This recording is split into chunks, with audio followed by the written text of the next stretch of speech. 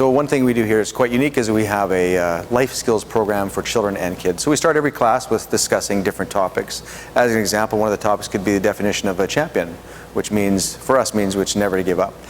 Another topic might be definition of positive attitude, which is always doing your best. So anyway, we elaborate on that subject. We talk about it for 5 minutes, and then how can we apply that in our home, at school, and with our other activities like Kung Fu.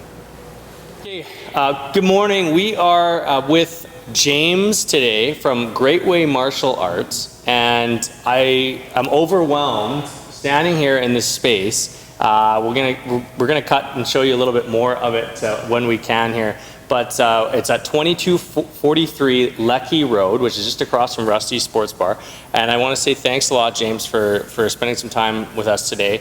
I had no idea such an amazing facility existed right here, and I'm actually super excited about this and can't wait to learn more about it. So thanks again for being here today with us. Oh, you're welcome. Thanks for having me. Tell us a little bit about what you got going on here. What are we looking at? What are we looking at? Well, we're looking at a Kung Fu school is what we're looking at, yeah. It's been about 25 years in the making to get it to where you see it today.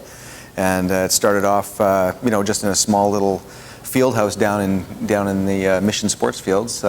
No windows, a linoleum floor, and like 500 square feet. A couple of students 25 years ago, and now we got about 7,000 square feet of matted floor and lots of equipment, and full on schedule with teaching kids 4 years all the way up. Yeah, so James, if you can talk about the schedule, because I know it's a fairly unique and flexible schedule.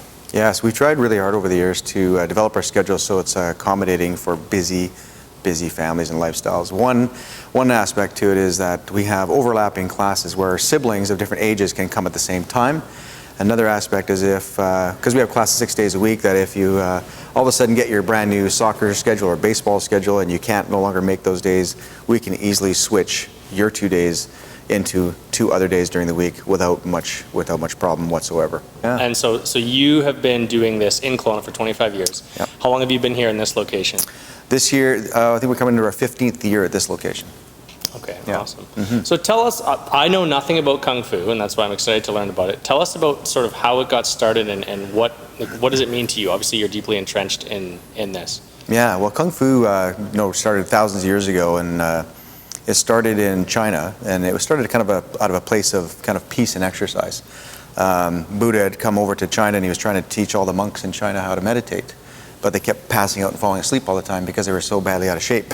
Okay. So we started teaching them exercises to get more physically fit so they can stand the long durations of meditation and whatnot, and the things that he was trying to teach them. So from that, Kung Fu was born.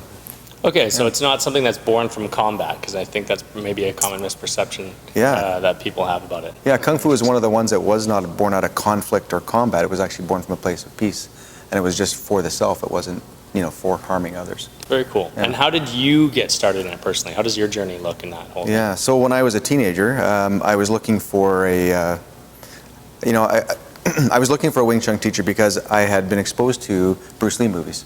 I had an employer that was actually from Hong Kong, and he started teaching me some Kung Fu. I worked in a restaurant, and when we weren't busy, we'd go back and we would train Kung Fu when we weren't busy. And he showed me Bruce Lee movies.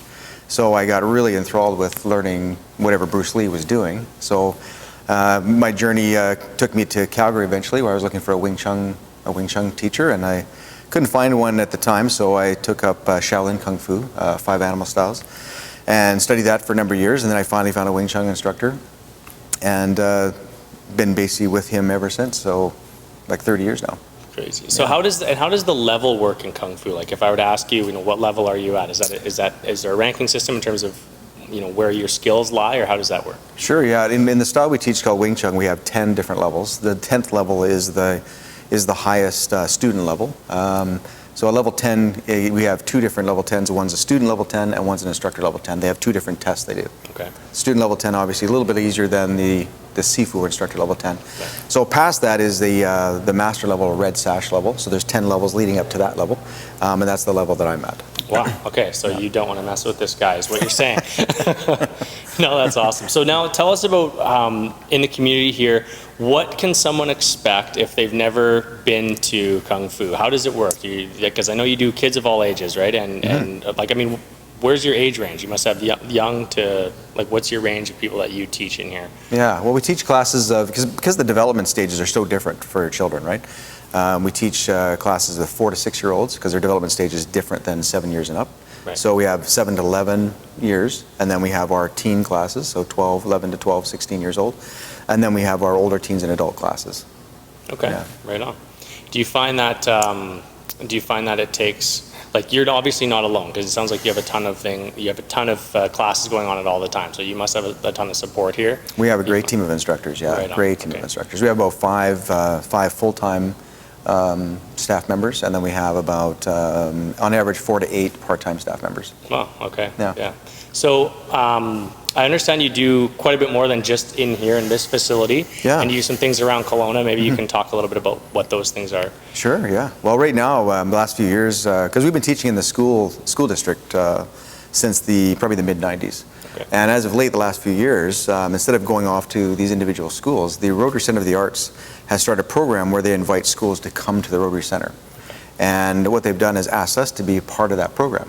So now we teach the schools right at the Rotary Center of the Arts. So we actually are there right now teaching. We were there yesterday teaching. So I have 2 instructors there that are teaching, 2 classes. They're there for probably about 3-4 hours, back-to-back classes. And we're there probably almost every week, at least 1 day per week, teaching Rotary Center. So we almost have another school over there.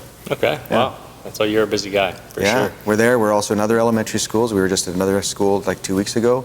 We have schools and daycares that actually come to our facility and do classes here. We're in the Canada Day events every single year. We've been doing that for close to 25 years. Fat Cat Festival for almost 25 years. Right? So what would you say to somebody who's never tried Kung Fu or has never dabbled any kind of martial arts stuff? What would you say to them? What's awesome about this and what gets you amped up about it?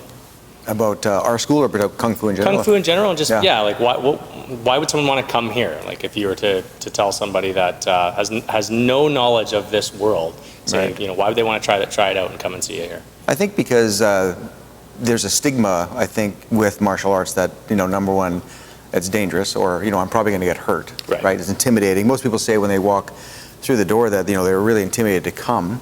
They're really scared or fearful of coming to a martial arts school. But once they get here and they meet our staff, they go, I don't know what I was so scared about. Yeah. Everybody's so friendly and the environment is so positive.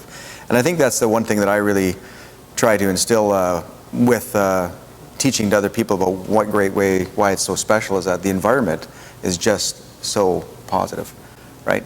People are not judging you, you're not being bullied. People are always saying kind things. They're always asking how they can help you.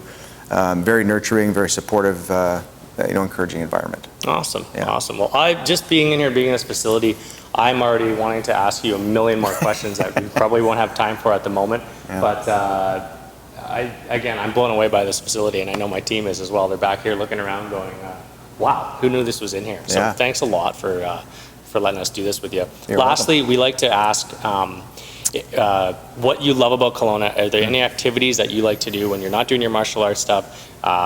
If for someone that's coming to Kelowna or new to Kelowna, what would you recommend that they get out and do as, say, a weekend activity? We'll start there. Wow, there's so much to do in Okanagan. There's so much to do, things, yeah. yeah. I think one thing would be to try and get out there and just kind of explore a different part of the Okanagan, whenever you can. Yeah. Because there's so much to see. We talk to families all the time that are, busy traveling here, and, they got their next trip planned. I say, oh, well, have you seen? I know. And they go, and they leave. oh, They leave Kelowna before no, exploring. I've never seen that. Oh, what is that, right? And you're like, well, it's right here. Right? Yeah, it's true. So many hikes and bikes and trails. Exactly. No, that's a good point. And I love to golf. Yeah, love to golf. Right. Yeah. Top golf course for you? Well, top, I think one of them would be Tower Ranch. Yeah. Yeah. Every time I go there, I just lose all my balls, so that's why I don't go back. No. And lastly, what about somewhere to eat? Grab a bite to eat. What's your top on the list there? Wow, Maybe in this time of year, there's a couple of really great patios that I really like right on the water. Oak and Crew is one of them. Yeah. I think Smack Dab is another one. Yeah, very good. And then we just recently went to the, what's the name of that hotel? El Dorado. Eldorado, yeah. And they that's an redid the amazing patio, city. and Yeah. that was quite nice, actually. Absolutely. Yeah. Well, that's great, James. Thanks again for taking the time to talk to us today. You're very welcome. And now you're going to have to show me some moves here. All right. Cool.